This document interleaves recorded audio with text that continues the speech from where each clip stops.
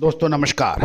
Colonel Ajay, CEO Ajay astro money guru, first global astro finance digital channel से आपसे मुखातिब होता हूं। आज शुक्रवार 13 दिसंबर सन 2024, शुक्ल पक्ष त्रयोदशी संवत 2081।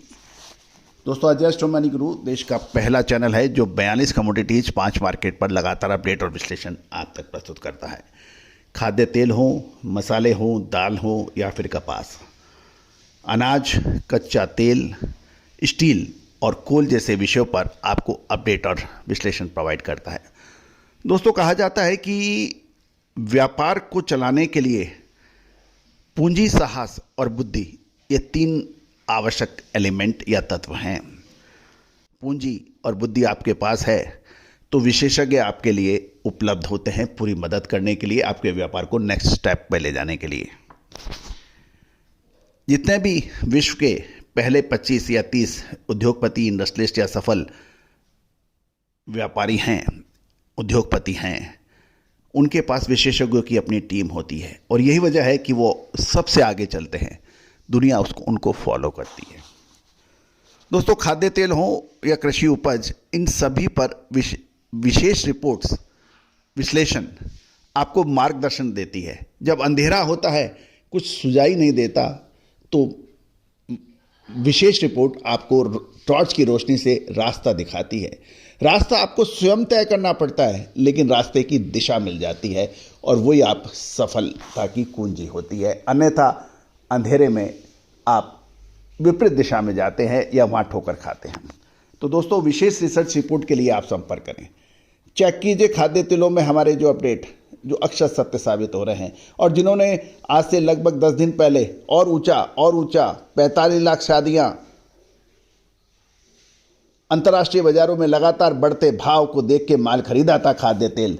आज आप उनसे पूछिए क्या हो रहा है, आगे और क्या भीषण मंदी अभी चालू होनी है या फिर तेज रिकवरी हो सकती है, एक झटके के अंदर वापस भाव आएंगे। दोस्तों विशेष रिसर्च रिपोर्ट के लिए संपर्क करें। जहाँ तक सरसों की आवक की बात करें तो 1,75,000 बोरी रही। सोयाबीन की आवक भी 4,25,000 बोरी प्रतिदिन रही, उसमें कोई चेंज नहीं देखा गया। जैसा कि आपको अपडेट दिया कि सरसों की आवक 1,75,000 पर कोई चेंज नहीं रहा और लॉरेंस रोड में सरसों के भाव 50 रुपये कमज़ोर होकर 6200 रुपये से 6250 रुपये प्रति क्विंटल देखे गए और डिमांड के भाव में, यानी डिमांड में कमी के कारण सरसों के अंदर 10 रुपये के भाव टूट कर जो लगातार यदि हम क्विंटल में देखें तो ये 13,000 रुपये क्विंटल देखे गए। हरियाणा में भी 12,800 रुपये प्रति क्विंटल हो गया भाव गिरकर। साथ साथ रिफाइंड की डिमांड कमजोर होने से राइस ब्रांड के भाव के अंदर 150 रुपये घटकर 10,150 रुपये और बिनोला तेल के भाव 12,050 रुपये प्रति क्विंटल रह गए हैं।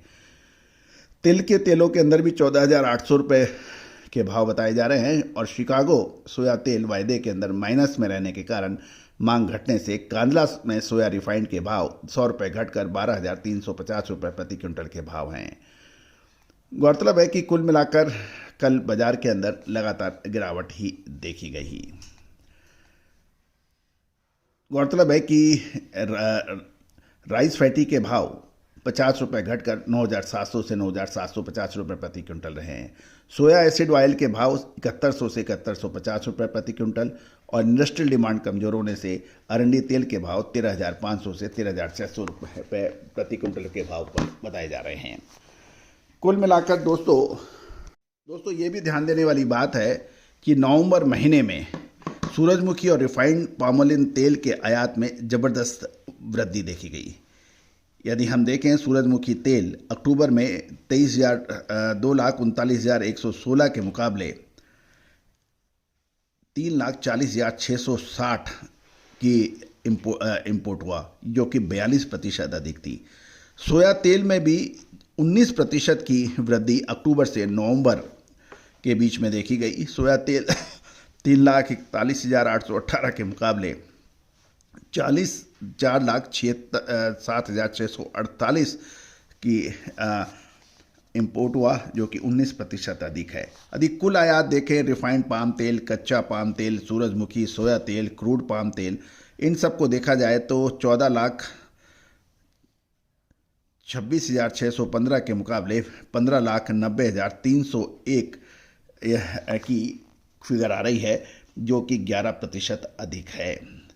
दोस्तों, ये भी ध्यान देने वाली बात यह है कि एक तरफ खाद्य तेलों में तेज गिरावट देखी जा रही है, दूसरी ओर इंपोर्ट लगातार बढ़ रहा है।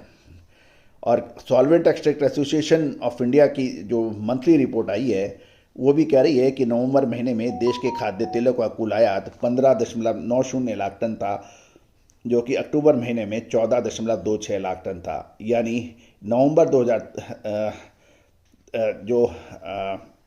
2023 में खाद्य तेलों का कुल आयात 11.48 लाख टन था, जो पिछले साल के आयात से 40% बढ़ गया है। यानी ईयर ऑन ईयर देखें, मंथ ऑन मंथ देखें तो ये ज़बरदस्त इंपोर्ट हुआ है। जहाँ तक बंदरगाहों की आयात की पर स्टॉक की स्थिति है, 1 दिसंबर तक देश में इंपोर्टेड खाद्य तेलों का स्टॉक 9.98 लाख टन था, जिसमें 3.22 लाख टन कच्चा पाम तेल, 2.12 लाख टन रिफाइंड पामोलिन और 1.73 लाख टन सोया गम और 2.91 लाख टन कच्चा सनफ्लावर तेल था। जबकि पाइपलाइन में देखा जाए तो खाद्य तेलों का स्टॉक 15.71 लाख टन है। कुल मिलाकर कुल स्टॉक जो है 25.69 लाख टन है, जो पिछले साल इसी समय 24.08 लाख टन था। यानी 24 लाख टन के मुकाबले 25.5 लाख टन से अधिक का स्टॉक, यानी लगभग 1.5 लाख टन का स्टॉक खाद्य तेलों का सरप्लस है। दोस्तों, महत्वपूर्ण ये जब होता है कि जब तेजी आती है तो तेजी से संबंधित आंकड़े विभिन्न प्लेटफॉर्म पे प्रदर्शित होते हैं, और जब मंदी आती है तो मंदी से संबंधित आंकड़े विभिन्न प्लेटफॉर्म पे उपलब्ध होते हैं। प्रश्न यह है कि यदि विश्लेषण, अनुमान, रिसर्च यदि समय से पहले आपको मिलती है तो आप दूसरों से आगे निकल जाते हैं। आपने तेजी की उम्मीद में जबरदस्त माल खरीद लिया, अब लगातार मंदी आ रही है और उसके अंदर आप मुनाफा की जगह नुकसान में आ जाते हैं, और उसके बाद फिर भाव बढ़ जाते हैं। तो दोस्तों, ये जो कन्फ्यूजन्स हैं, ये निश्चित मापदंड है, इनके उतार और चढ़ाव आएगा। लेकिन आप समय पे यदि आप माल ले लेते हैं और समय में माल बेच के निकल जाते हैं तो आप दूसरों से आगे निकल जाते हैं, क्योंकि आपके पास जो माल है ऊंचे भाव में खरीदा हुआ है। तो आप ग्राहक को कितना ही कहें कि मेरे पास ऊंचे का माल है, मैं नीचे में नहीं दे सकता, वो आपकी नहीं सुनेगा। इवन आपके क्लोज रिलेटिव भी आपसे माल नहीं लेंगे। बाजार के भाव पर ही माल खरीदना और बेचना पड़ता है। लेकिन आज खाद्य तेल के व्यापारी बड़े परेशानियां में हैं। तेजी करते हैं तो मंदी आती है, मंदी करते हैं तो तेजी आती है।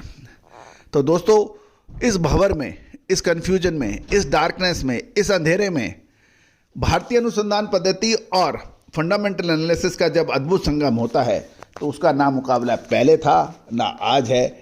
आगे का मुझे नहीं मालूम, आगे और कोई नई पद्धति आ जाए। लेकिन आज तक जो हमने 10 में से आपको 8 बार सटीक विश्लेषण आपको पकड़ के दिए हैं, उसमें आपको फ़ायदा रहा है।